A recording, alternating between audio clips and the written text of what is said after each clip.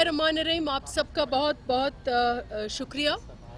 सबसे पहले हाल ही में आपकी वीडियो जर्नलिस्ट्स की इलेक्शन हुई है और उसमें कामयाब काशिफ अब्बासी साहब और उनकी पूरी टीम जो कामयाब होके आई है, हमारी पीपल्स पार्टी की तरफ से चेयरमैन बिलावल भुट्टो जरदारी की तरफ से आपको बहुत बहुत मुबारकबाद। सबसे पहले तो मैं मौलाना आदिल जिनका हाल ही में एक अफसोसनाक कातलाना हमला हुआ, उसमें वो फौत हुए हैं, उसकी मजम्मत करूंगी। और उसके साथ साथ चारसदा में जो एक नन्ही सी जान को एक बार फिर निशाना बनाया गया बर्बरियत का, उसकी भी मैं मजम्मत करूंगी। आप जानना चाहते होंगे जरदारी साहब के हवाले से, तो कल अचानक उनकी तबीयत ख़राब हो गई और उनको टेस्टिंग के लिए उनको एक निजी हस्पताल में दाखिल किया गया।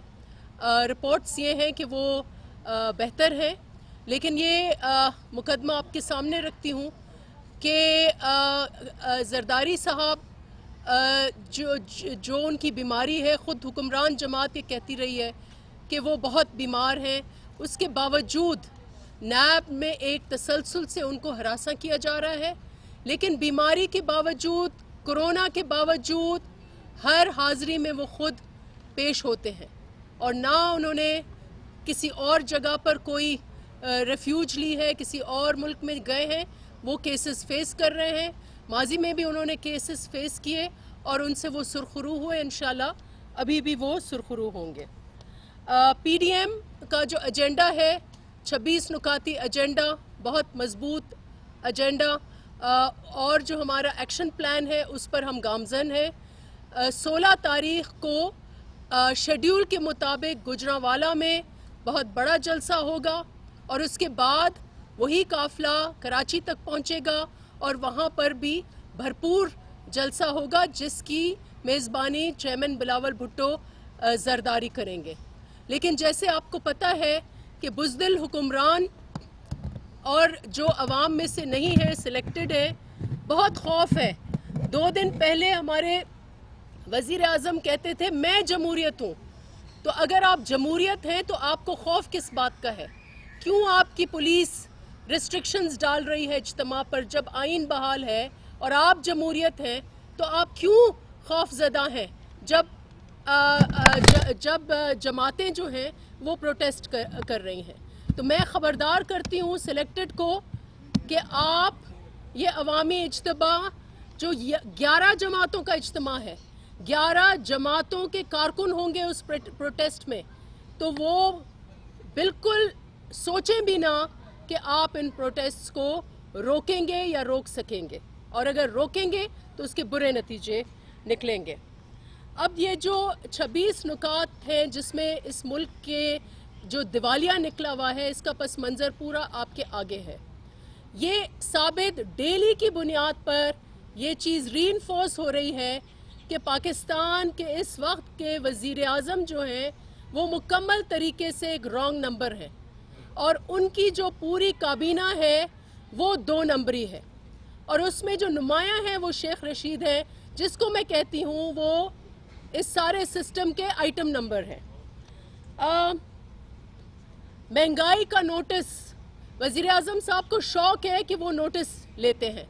आज उनकी ख़ुद क्लास ली गई है और उनका एक नोटिस उनके ख़िलाफ़ जारी किया है, जो सुप्रीम कोर्ट ने उनके ख़िलाफ़ एक नोटिस लिया है कि वो मुल्क के वज़ीर आज़म एक दरख्वास्त गुज़ार हैं, जिन्होंने कहा है कि वो मुल्क के वज़ीर आज़म नहीं बन रहे, बल्कि इंसाफ का जो सिस्टम है, जो इंसाफ पीपल्स इनका इंसाफ लॉयर्स फोरम है, उनके वज़ीर आज़म वो बने हैं। हम उसमें उन दरख्वास्त गुज़ार को कहते हैं कि उस दरख्वास्त का थोड़ा वसी करें उसका दायरा, और उसमें ये भी दाखिल करें कि वज़ीर आज़म जो हैं, जो रॉन्ग नंबर हैं, अब वो एक वज़ीर आज़म नहीं, अब वो डॉन बन चुके हैं।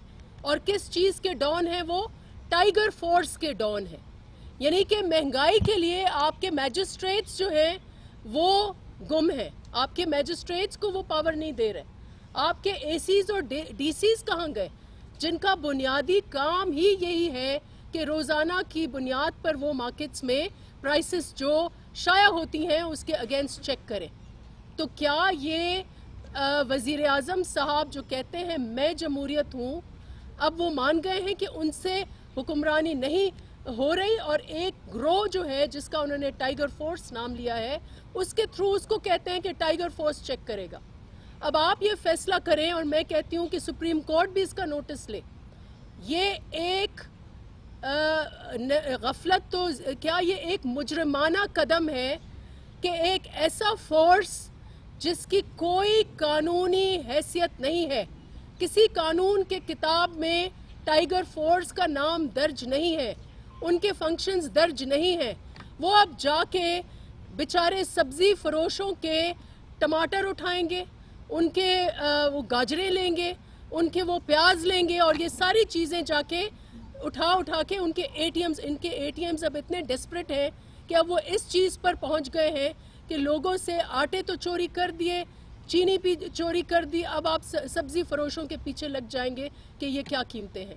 تو فی الفور اس ٹائیگر فورس کو ڈس بینڈ کریں، اس کی کوئی قانونی حیثیت نہیں ہے.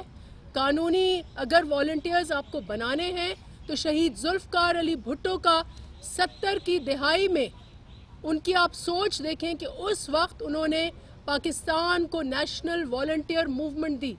آج بھی وہ نیشنل والنٹیئر موومنٹ کا محکمہ زندہ ہے، اس کے آفیسز ہیں، وہ ایکٹیو ہو سکتا ہے. اگر آپ کو والنٹیئرزم کا اتنا ہی شوق ہے تو اس نیشنل والنٹیئر موومنٹ کو بحال کریں جو آلریڈی ایگزسٹ کر رہی ہے. تو فی الفور اس سو کال ٹائیگر فورس کو ڈس بینڈ کریں، ورنہ ہم سمجھیں گے یا آپ ہمیں ری انفورس کریں گے کہ آپ ایک ڈان بن چکے ہیں اور ایک گروہ کے مالک ہیں. جیسے گلی میں غنڈہ ہوتا ہے اور اس کے واٹھے ہوتے ہیں، آپ بھی وہ کام کرنے لگے ہیں. اور یہ سبزی فروشوں کو میں اے سیز اور ڈی سیز سے بھی پوچھنا چاہ رہی ہوں. آج میں نے ٹی وی میں دیکھا کہ ایک ڈی سی جو ہے وہ بہت ہی فخر سے کہتا ہے کہ یہ جی دیکھیں ٹائیگر فورس ہمارے ساتھ ہے. تو انڈر واٹ لا جو ہے وہ ڈسٹرکٹ کمشنر اسلام آباد ان کو لے کے پھر رہا ہے؟ بالکل غیر قانونی قدم ہے، اس کو ڈس بینڈ کیا جائے. سپریم کورٹ اس کا نوٹس ایک بار پھر، ہمارے نوٹس لینے والے پرائم منسٹر کا ایک اور نوٹس لیں کہ یہ ٹائیگر فورس جو ہے اس کا قانونی جو ہے بیسس وہ کیا ہے. اس کے ساتھ رانگ نمبر کی آگے کہانیاں سنیں. اس وقت پاکستان کو ایک کباڑیا کی دکان کی طرح سمجھ رکھا ہے انہوں نے ان کے اے ٹی ایمز میں. ہم اس ملک میں ایک سکوت ڈھاکہ ہوا. اس وقت جو اعلانیہ جاری ہوا ہے ہماری طرف سے، پی ڈی ایم کی طرف سے، ہم یہ کہتے ہیں، ہم یہ سمجھتے ہیں کہ کشمیر کے اوپر بھی آپ نے سمجھوتا کیا ہے، اور سکوت کشمیر کی آواز بھی آپ نے چپ کرائی ہے.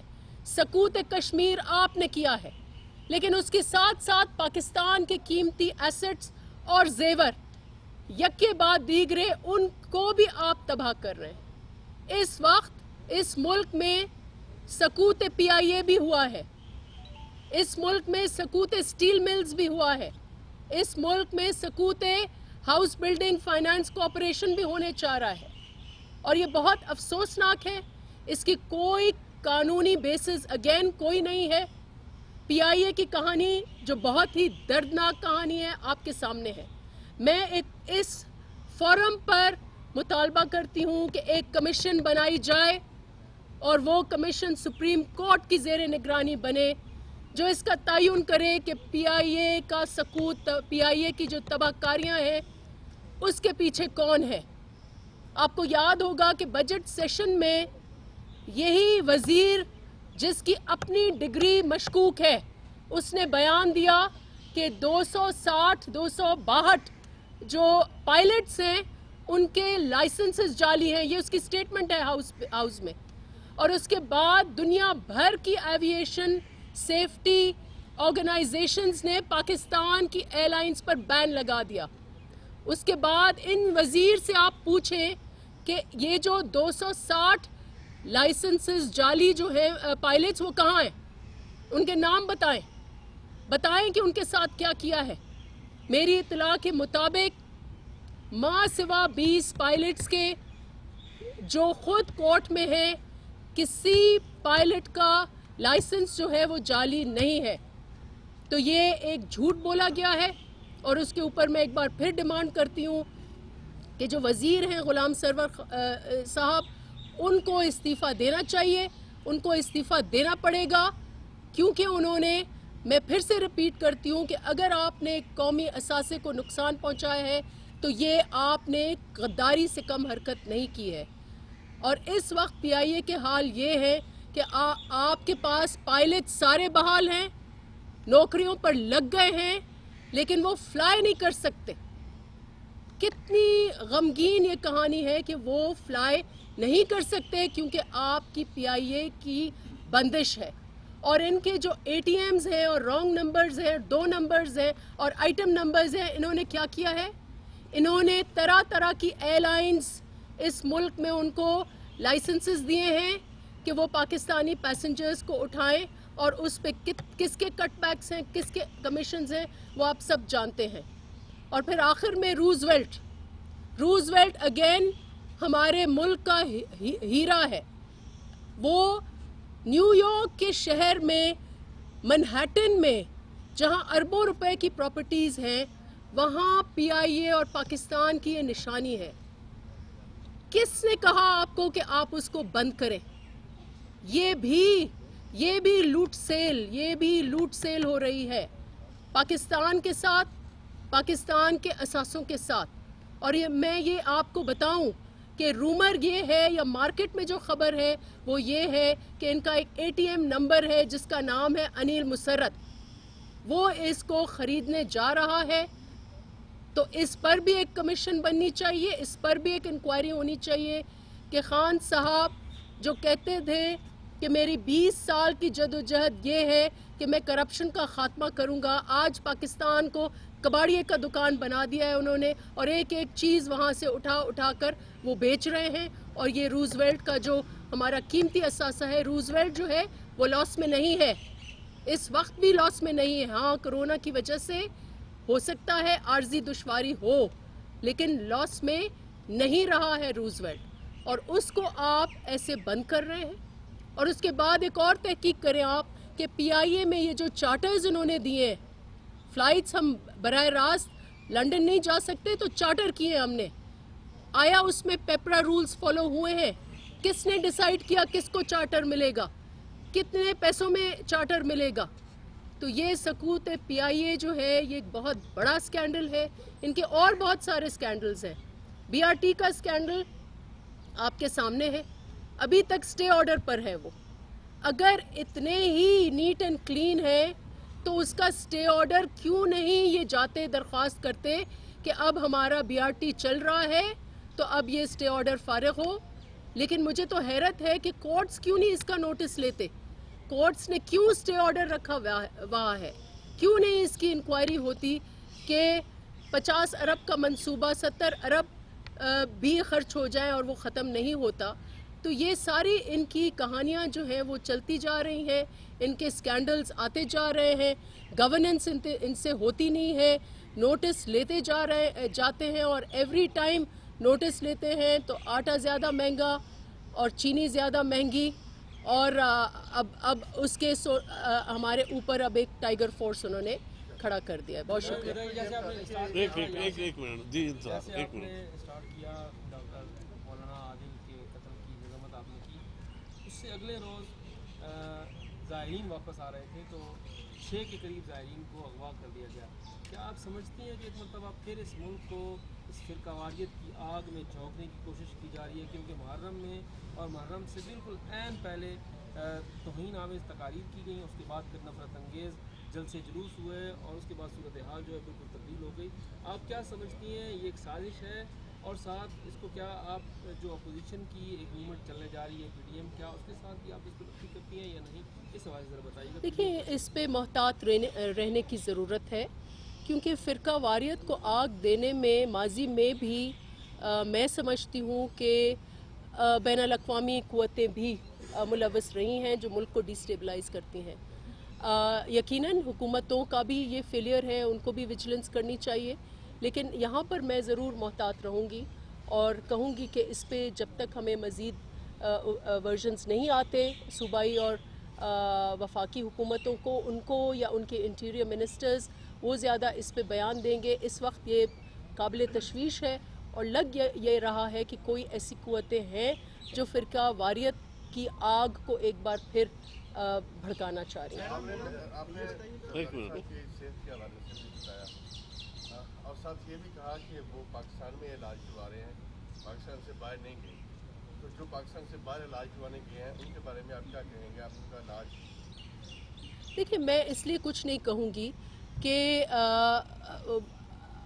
ان کو کچھ پراپر پروسیجرز کے تھرو ان کو بھیجا گیا، اور ہر کسی کی چوائس بھی ہے، اور ہو سکتا ہے کہ وہاں ڈاکٹرز ایسے ہوں جو میں تو خود چاہوں گی کہ اگر زرداری صاحب خدا نخواستہ اگر ان کا علاج کے لیے یہاں پر وہ ڈاکٹرز اویلیبل نہیں ہیں تو وہ بھی اگر ان کی وہ چوائس ہے تو وہ ملک کے فارمر پریزیڈنٹ رہ چکے ہیں، اور میاں صاحب ملک کے فارمر وزیر اعظم رہ چکے ہیں، تو اگر وہ گئے ہیں تو اس میں کوئی حرج. لیکن یہ میں اپنی جماعت کی ضرور بات کروں گی کہ ہم یہاں پر فیلڈ میں ہیں، گراؤنڈ پر ہیں، مقابلہ کر رہے ہیں، بیماریاں بھی جھیل رہے ہیں اور کیس بھی بھگت رہے ہیں. شادی یہ بتائیں کہ حکومت نے اے پی سی کے بعد مولانا کو نوٹسز بھیجنے کی خبریں چلوائیں، پھر نون لیگ قیادت کے خلاف بغاوت کے مقدمات ہوئے، پھر اب حکومت نے ایک نیا پروپیگنڈا شروع کر دیا ہے کہ کرونا تیزی سے پھیلنے لگا ہے. تو یہ پی ڈی ایم کی تحریک کو ناکام بنانے کی سازش چال تو نہیں ہے؟ دیکھیے، مجھے حیرت ہے کہ جب ہم چیخ چیخ کے کہتے تھے، جہاں ریشو بہت زیادہ تھا اور پیک پر تھا کرونا، تو ہم یہ کہتے تھے کہ حکومت ٹیسٹنگ کرے. اس وقت ٹیسٹنگ نہیں ہوتی تھی، 20,000 سے بھی کم. اس وقت 33,000 ٹیسٹس ہو رہے ہیں، اور اس وقت بار بار کرونا کی فکر ان کو، جو خان صاحب یہ کہتے تھے کہ بین الاقوامی دنیا نے مان لیا ہے کہ خان صاحب نے کرونا کو فتح کر لیا ہے. جب ایک طرف آپ نے کرونا کو فتح کر لیا ہے تو پھر ادھر ابھر کیسے رہی ہے؟ تو اپنے ان کے بیانیہ میں تضاد ہے. یقیناً جو آئٹم نمبر شیخ رشید صاحب ہیں، ان کا جو یہ بیان تھا، جو کہا انہوں نے کہ کرونا کا خطرہ ہے اور دہشت گردی کا بھی خطرہ ہے، تو آج آپ نے سنا ہوگا ہمارے جو وزیر ہیں سعید غنی صاحب کہ انہوں نے مطالبہ کیا ہے کہ ان کو بھی تفتیش میں شامل کیا جائے. ان کو کیا پتا ہے کہ میرا ایک سوال ہے جی کہ آج عاصم سلیم باجوہ نے وہ اپنے پولیٹیکل عہدے سے ریزائن کر دیا. اچھا، اب ان کے اوپر جو الزامات ہیں اس کا ذکر 26 نکاتی اعلان میں بھی ہوا، اے پی سی کا تھا. آپ پیپلز پارٹی کی جانب سے کیا مطالبہ کرتے ہیں؟ کیا سی پیک کی چیئرمین شپ ان کے پاس رہنی چاہیے؟ دیکھیں، یہ جو خان صاحب کا اپنا ایک مورل ورلڈ تھا جو وہ بار بار آپ کو پیش کرتے تھے، وہ کہتے تھے کہ کوئی بھی اگر نقص آ جائے یا کوئی ایسا حادثہ ہو تو وزیروں کو خود ریزائن کرنا چاہیے. تو یہ ان کے رول کے مطابق یہ چیز اسٹیبلش ہونی چاہیے، جو یہ خود ان کا بیانیہ ہے. دوسری بات یہ ہے کہ ہم نے اپنا جو اعلانیہ ہے مشترکہ، اس میں ہم نے کلیئرلی یہ چیزیں ڈالی ہیں کہ اکاؤنٹیبلٹی اکراس دا بورڈ ہونی چاہیے، قانون سے کوئی بھی بالاتر نہیں ہونا چاہیے، اور جو بھی ان کے مشیر ہیں، وزیر ہیں، جن کے اسکینڈلز ہیں، جن کی خبریں ہیں، جن کے اوپر الزامات ہیں، اس کی ٹرانسپیرنٹ طریقے سے تحقیق ہونی چاہیے، انکلوڈنگ باجوہ صاحب. یہ بتائیے گا کہ گلگت بلتستان کے جو الیکشن ہو رہے ہیں وہاں پر پی ڈی ایم جو ہے وہ حصہ لے رہی ہے، تو اگر پی ڈی ایم کو میجورٹی مل جائے تو اس کے بعد پی ڈی ایم کی اسٹریٹجی کیا ہوگی؟ دیکھیں، پہلے تو میں اظہار افسوس کروں گی جعفر شاہ صاحب، جو ماضی میں پاکستان پیپلز پارٹی کے بہت ہی سرگرم کارکن اور وہاں نوٹیبل رہے ہیں، ہمارے صدر رہے ہیں، وہ کرونا کا شکار ہوئے اور اس فانی دنیا سے وہ چلے گئے. تو میں افسوس کا اظہار کروں گی. وہاں کی بہت نمایاں شخصیت تھیں جی بی کی، اور ہم سب کی یہ کوشش، الیکشنز جو ہے اس وقت پارٹی بنیادوں پر ہے. P D M is an alliance جس کے آبجیکٹیوز الگ ہیں اور الیکٹرل پالیٹکس الگ ہے. اس وقت ہماری پیپلز پارٹی گراؤنڈ پر ہے، وہ مقابلہ کر رہی ہے مختلف جماعتوں میں جس میں نون بھی ہے. تو اس وقت ایسی کوئی الائنس کی بات اس وقت نہیں.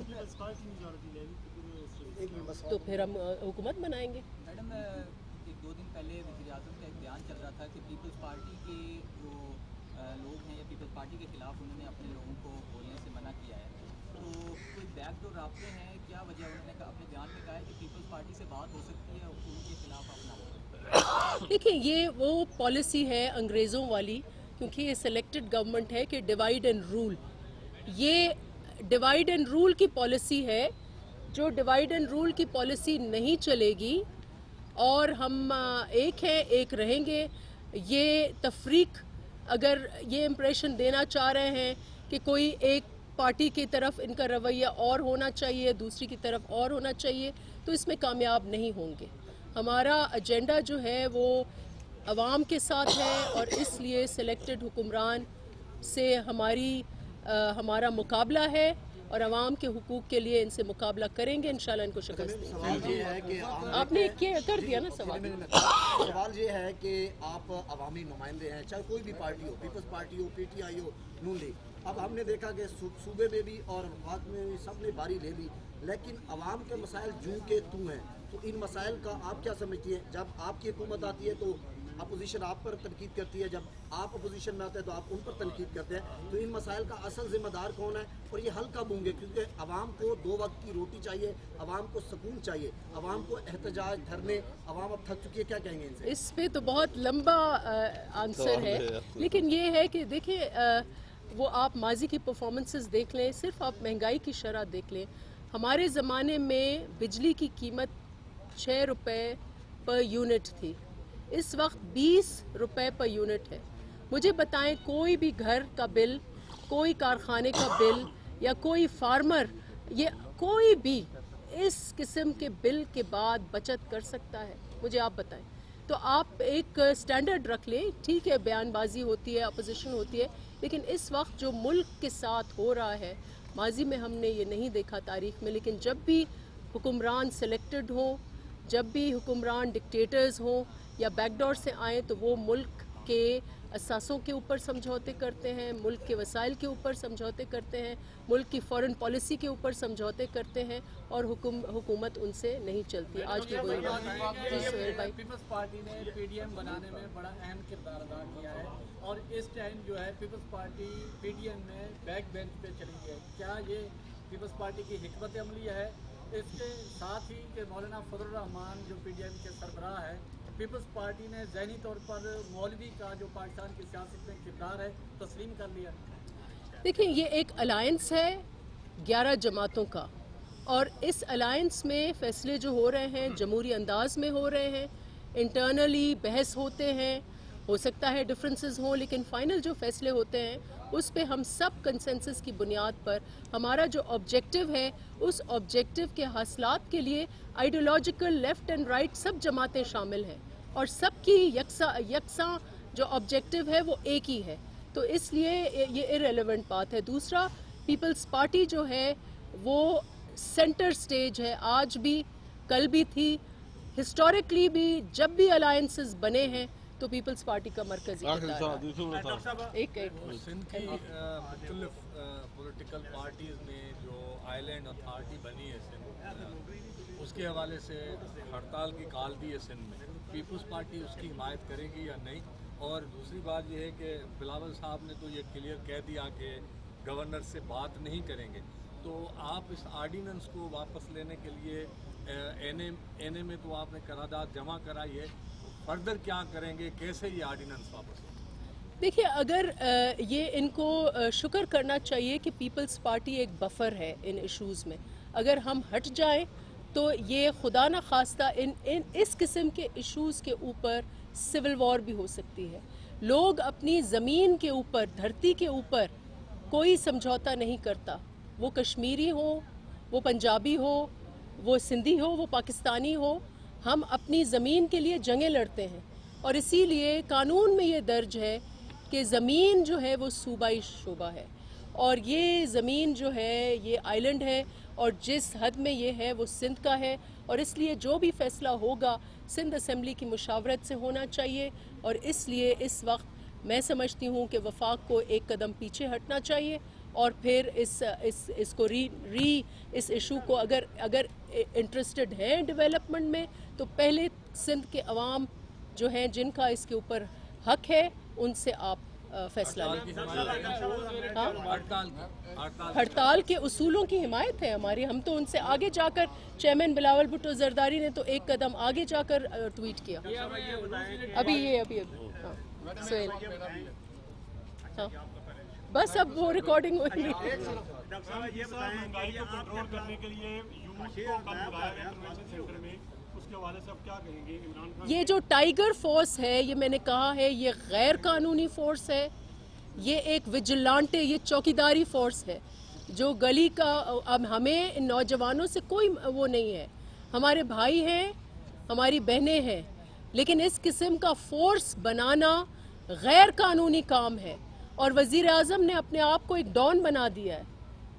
وزیر اعظم نہیں, ڈان زیادہ ہے, کیونکہ اس کے اوپر کوئی اور ڈی سی سے ایک بار پھر میں ڈیمانڈ کروں گی کہ ڈی سیز کس قانون کے تحت ان کو لے کے پھر رہے ہیں.